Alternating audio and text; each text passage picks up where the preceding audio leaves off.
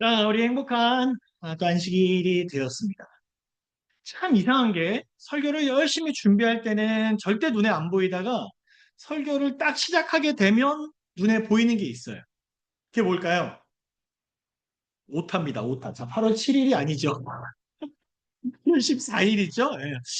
제가 이거를 여러 번 봐도 절대 눈에 안 보였는데 말이죠. 이상하게 설교를 하려고 딱 쓰면 저거부터 보여요. 이것도 주님의 은혜인가 싶기도 하고요. 개수정할 수 있으니까. 자, 어쩌면 우리들이 살아가는 인생도 이와 같다고 생각을 합니다. 우리가 항상 똑같이 살아가면서 뭐 별다를 거 없지, 늘 나는 잘 주님 믿고 있는 것 같이 살아간다라고 생각이 들지만 또 어느덧 안식일에 딱 와보면 우리의 실수나 우리의 잘못이나 우리의 허물들이 또 다시 한번 눈에 금방금방 들어오게 되는 것 같아요. 이 안식일이 그러한 일들이 떠오른다고 해서 우리를 자책하는 그런 안식일이 아니라 이 속에서 우리에게 주시는 하나님의 은혜를 마음껏 누릴 수 있는 그런 귀한 안식일 되면 정말 좋겠습니다. 자, 우리 이 안식일 환영 예배 시간에는 계속해서 저희가 산상본, 특별히 이제 팔복의 말씀을 저희가 살펴보고 있죠. 오늘은 의에 줄이고 목마른 자는 복이 있다라는 내용의 말씀을 저희가 이 시간에 함께 살펴보도록 하겠습니다. 자, 혹시 여러분 그 누명 써보신 적 있으십니까? 누명? 누명? 누명이라고 하니까 약간 좀 너무 큰 범죄와 관련된 것 같기는 한데, 그냥 억울한 일, 내가 하지 않았는데 내가 했다라고 오해받거나, 많다고요? 많으면 안 돼.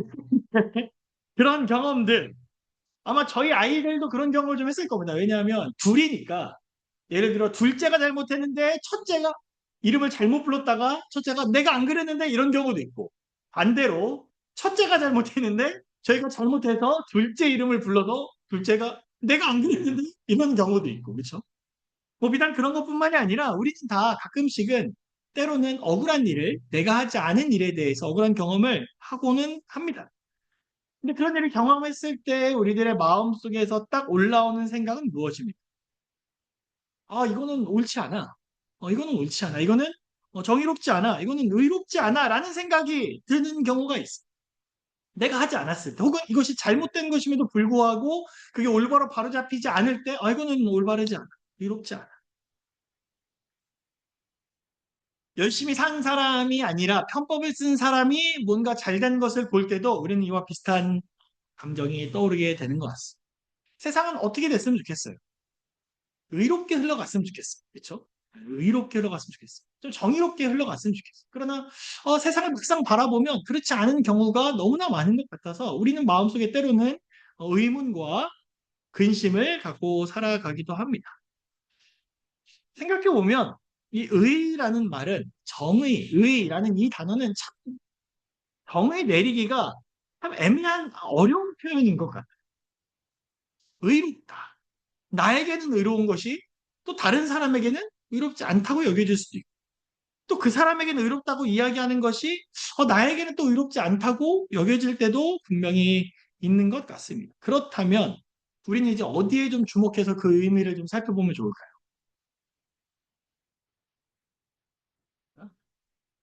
우리는 어디에 좀 주목하면 좋을까요? 그럼 성경에서는 의라는 것을 어떻게 이야기하는가?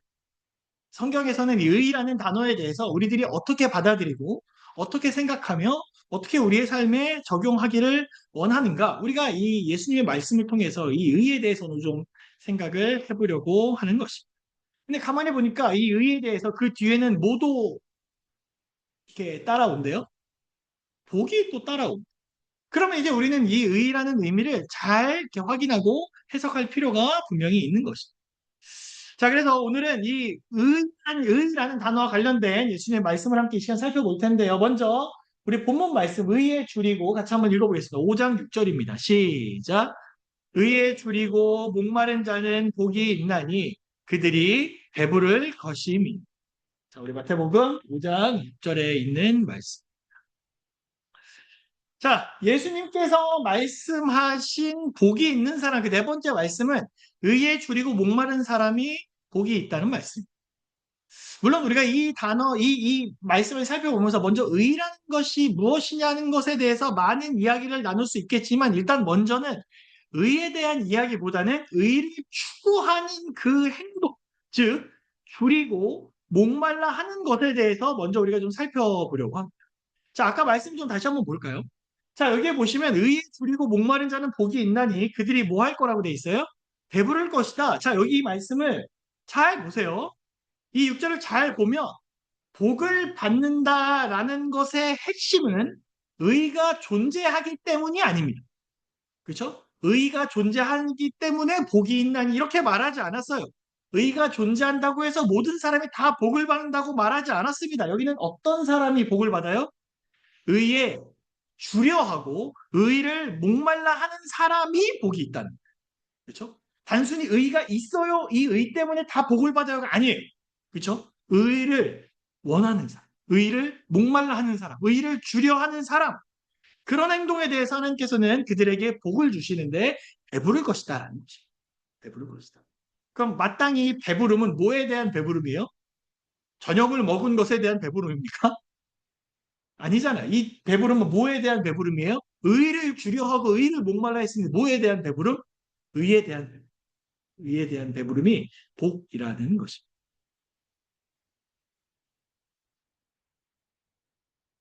이 사회에서는 의로운 사람들을 많이 원하는 것 같습니다. 그렇죠? 의로운 사람, 정의로운 사람, 의로운 사람 이런 사람이 세상에 좀 많았으면 좋겠다. 그런데 아까 초반에 말씀드렸듯이 그 의미를 정확하게 정의 내리기가 좀 어려운 것 같아요. 그 여러분들께 퀴즈를 좀 하나 내볼까요? 뭐 이게 진짜 일은 아니고 그냥 자유롭게 상상을 좀 해보시면 좋을 것 같습니다.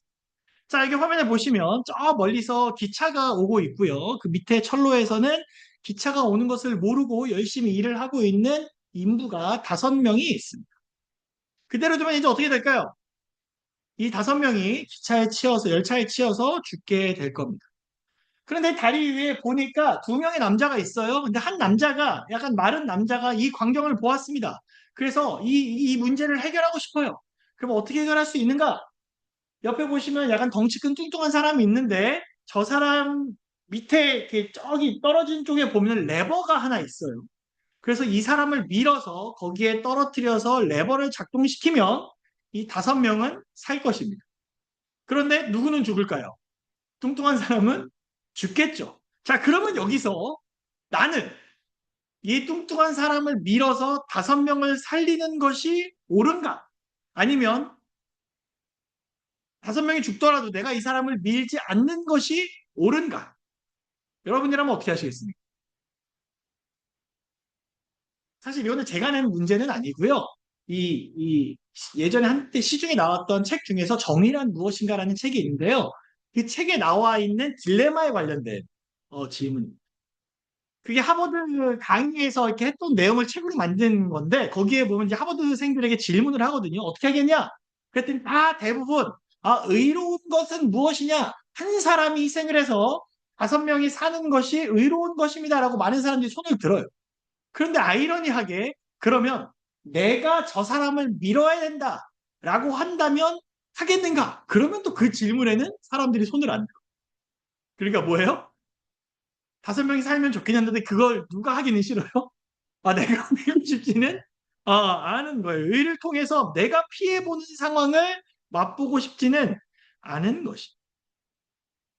그러다 보니까 사람들은 다 각자 기준에 따라서 의의를 생각할 수밖에 없어요. 네. 지금 제가 무슨 말씀을 자꾸 드리고 있는 거냐면 세상에서 말하는 의의라는 것은 너무 상대적이라는 것이에요.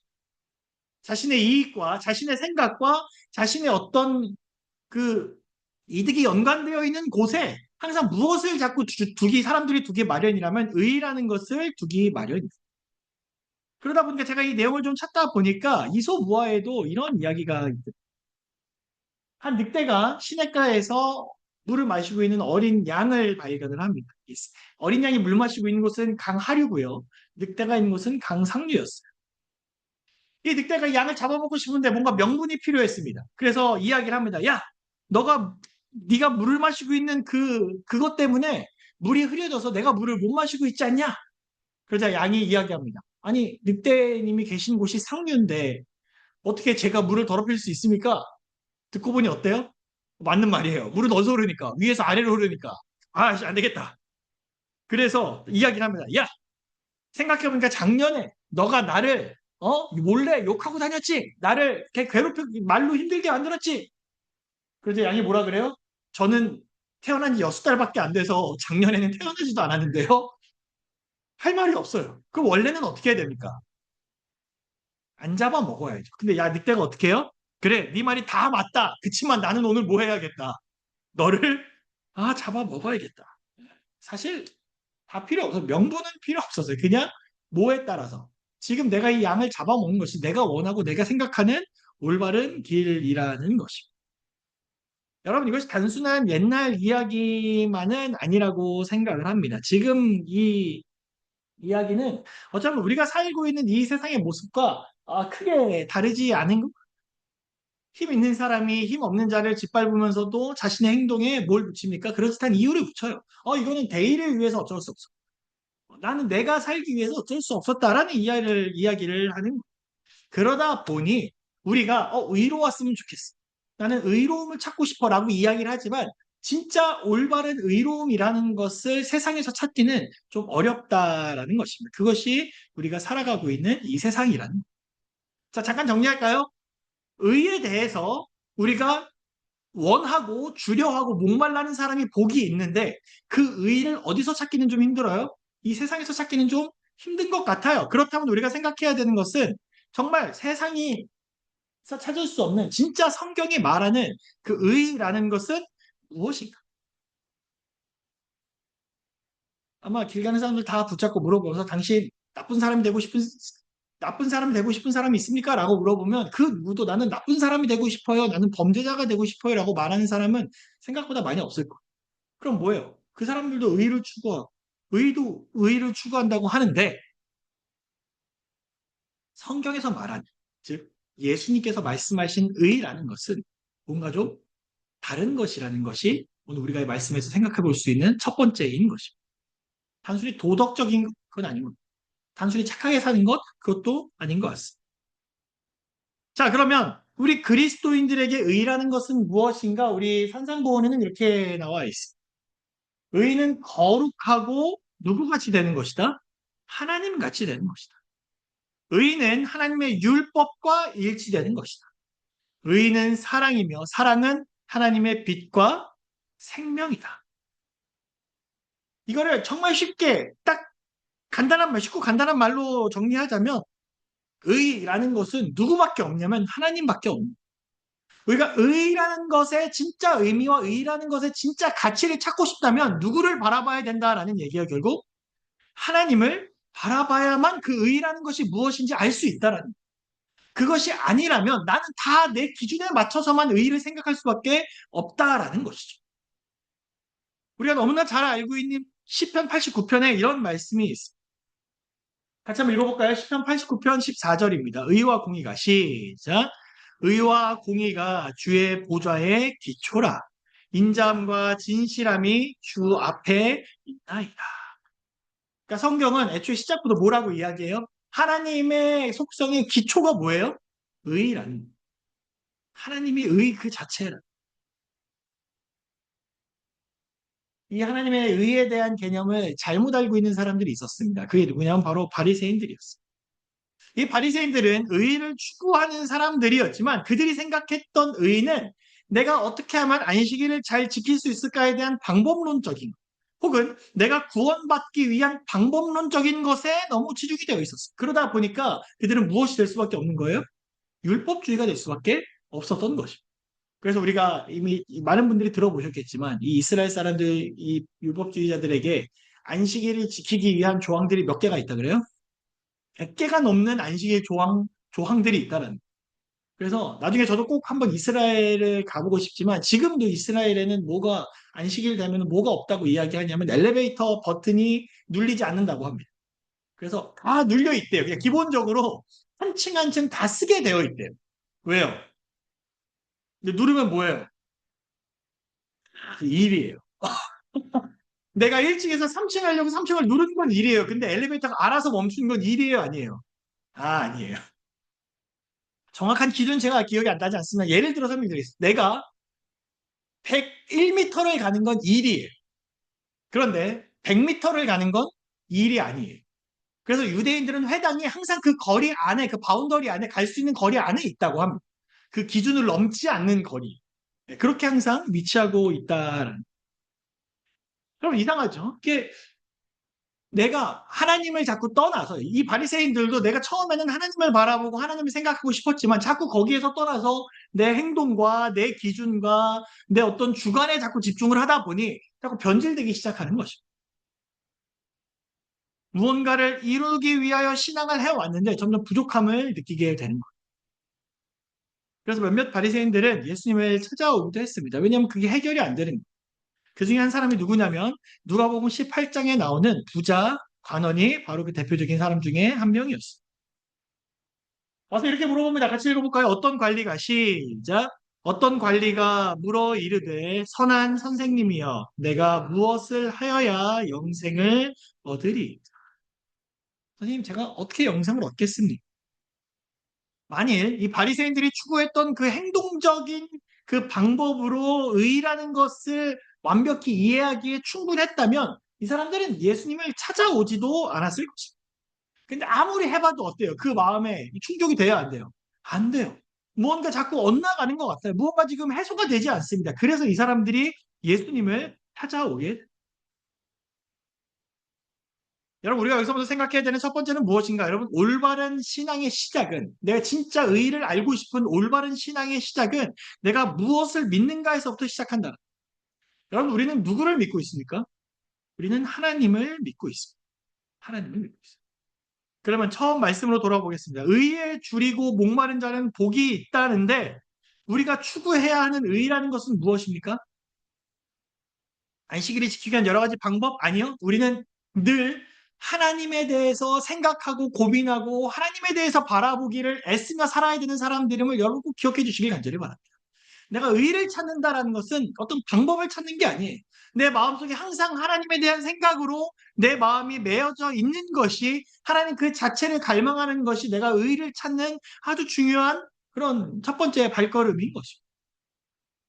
그래서 보니까 선지자의 글에는 이렇게 나와요.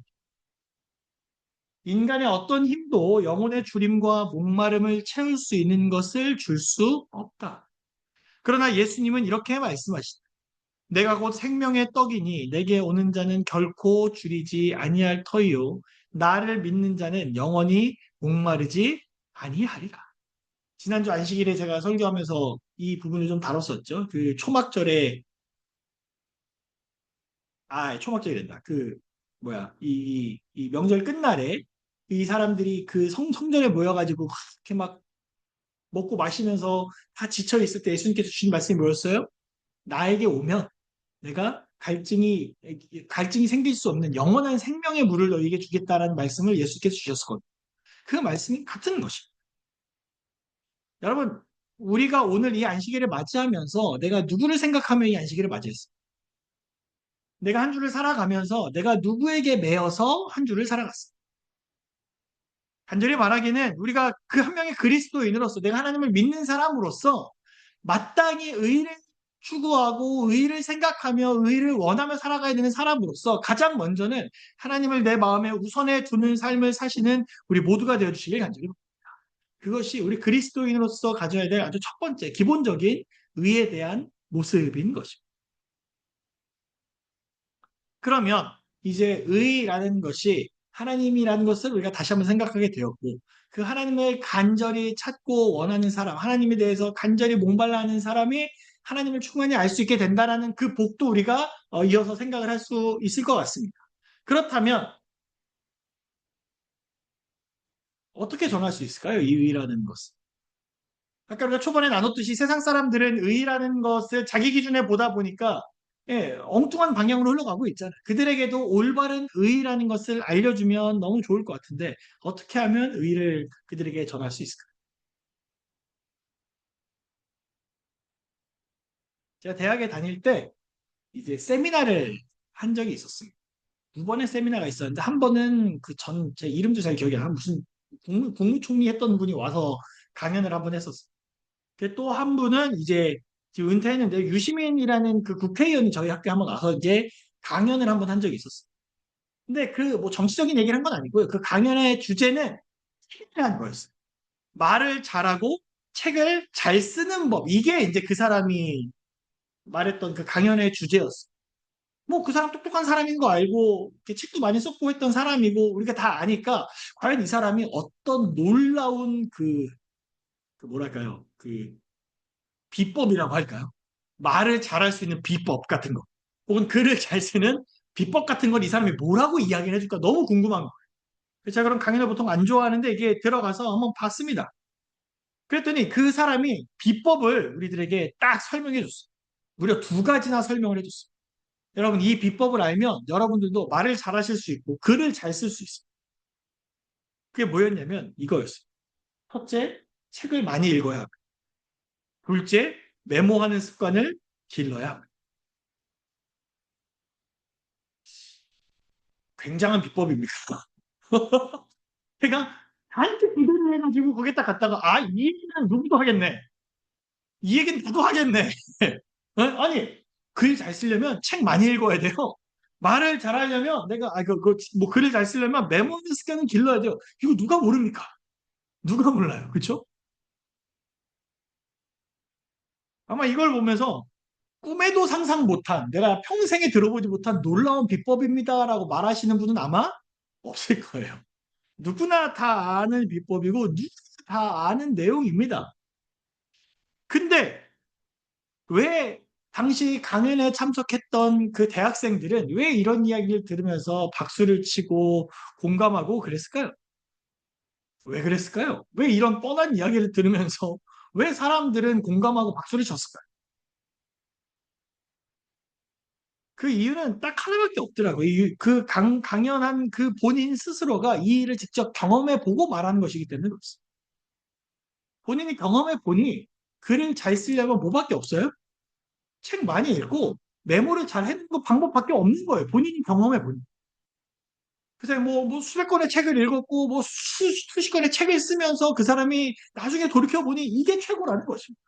그렇게 경험한 사람이 그 실제로 그 결과를 경험해 본 사람이 이야기를 하니까 사람들이 다 듣는 거예요. 제가 지금 대학에 가가지고 사람들에게 플랜카드 붙여놓고 제가 지금부터 공부 잘하는 법 혹은 뭐 말 잘하는 법을 알려주겠습니다. 그러면 사람들이 와서 듣겠습니까? 아무도 안 들을 거예요. 이상한 사람이 없다고 쫓겨지지 않으면 다행이겠죠. 요즘은 뭐예요? 경험해본 사람이 말하니까 힘이 있고.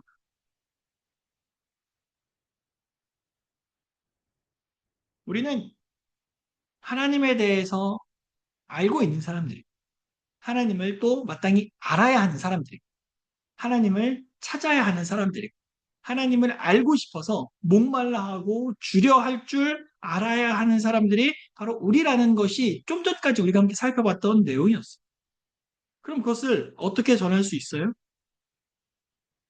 하나님을 찾아본 사람이 하나님을 찾는 것에 대해서 이야기할 수 있어요. 하나님에 대해서 간절히 하나님을 알고 싶다고 목말라 한 사람이 그 갈증이 해소된 경험을 한 사람이 사람들에게 내가 이렇게 해봤더니 이 하나님에 대해서 목마름이 해소될 수 있었어라고 말할 수 있다라는 것입니다. 정리해보자면 진짜 의에 줄이고 목말라 해본 사람이 그 배부름을 경험해본 사람이 사람들에게 그것을 말해줄 수 있게 된다라는 그것이 의에 줄이고 목마른 사람이 경험할 수 있는 복이고 그 복을 경험한 사람이 사람들에게 그것을 말할 수 있게 된다라는 것입니다. 생각해보면 공허한 외침처럼 힘이 없는 외침은 또 없는 것 같습니다. 내가 경험해보지도 않았고 내가 실제로 맛보지도 않았는데 맛본 것처럼 경험해본 것처럼 말하는 것처럼 이상한 것이 참 없는 것 같아요. 한때 그 유튜브에 그 사람들이 정말 많이 지금도 이제 많이 보는 사람들이 있겠지만 사람들이 정말 많이 봤던 그 컨텐츠 중에 하나가 뭐냐면 먹방입니다. 여러분 혹시 먹방 보신 적 있으십니까? 유명한 사람 정말 엄청난 양을 먹는 사람들이 또 있죠. 그렇죠? 근데 그렇게 먹방을 했던 사람들 중에서 사람들에게 이슈가 돼서 지금은 먹방을 하지 않는 사람들이 있는데요. 그렇게 먹방을 하지 않게 된 이유 중에 하나가 뭐냐면 먹는 척을 했기 때문에. 네, 먹는 척을. 그러니까 유튜브는 영상이니까 편집을 할 수 있잖아요. 그러니까 내가 이걸 먹는 입에 일단 집어넣고 막 이렇게 처음에는 먹었겠죠. 처음에는 먹으면서 이제 배가 부르니까 그 다음엔 어떻게 하냐면 입에 넣고 씹다가 이렇게 뱉고 그 부분은 편집하고 또 먹고 씹다가 뱉고 그 부분은 편집하고 했는데 편집자의 실수로 그 한 커트가 편집이 안 된 거예요. 그게 노출이 돼서 이슈가 돼가지고 먹방을 그만둔 적이 있어요. 근데 저는 한편으로는 그렇게 생각했거든요. 아니, 배부르면 못 먹을 수도 있지. 근데 핵심은 뭐예요? 배부르면 못 먹을 수 있지가 핵심이 아니라 그걸 먹는 것으로 돈을 버는 사람, 그걸 진심으로 먹어야 되는 사람이 먹는 척을 하니까 사람들이 거기에 반응하지 않고 오히려 더 분노를 이렇게 내게 돼서 일을 그만두게 되는 거죠. 아마 여러분들이 하시는 이 일에서도 마찬가지일 것이라고 생각하는 내가 어떤 일을 하는데 내가 어떤 직업을 갖고 있는데 그 직업을 하는 채만 하는 사람이라면 분명 사람들에게 그것이 분명 드러나게 돼요. 근데 우리가 어디에 있어서는 좀 관대해요? 신앙에 있어서는 너무 관대한 거 아닌가 하는 생각을 다시 한번 스스로 좀 돌아보게 돼요. 내가 다른 일은 정말 진심을 다해야 돼 라고 이야기하는데 신앙에 있어서만큼은 뭔가 약간 한 발짝 약간 좀 한 발 살짝 빼도 될 것 같고 약간 살짝 거리를 좀 둬도 될 것 같고 열심히 하는 척만 해도 될 것 같고 하는 내가 너무 그렇게 살지 않나라고 스스로를 다시 한번 돌아보게 되는 것입니다.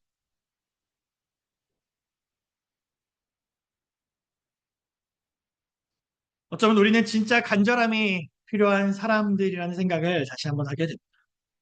우리 산상보훈에는 이렇게 이야기합니다. 성령께서 그대에게 진리를 제시해 줄 때 그대는 가장 가치 있는 경험을 쌓게 될 것이며 그대에게 계시된 위로되는 것들을 다른 사람들에게 알려주고자 갈망하게 될 것입니다.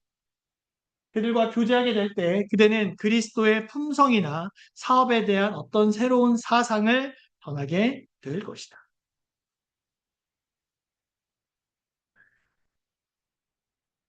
자, 요 색깔 부분이 참 저에게 크게 와닿았었습니다. 그대에게 계시된 위로되는 것들을 다른 사람들에게 알려주고자 갈망하게 될 것이다. 갈망이 바뀌는 거예요. 처음에는 뭐에 대한 갈망이었어요?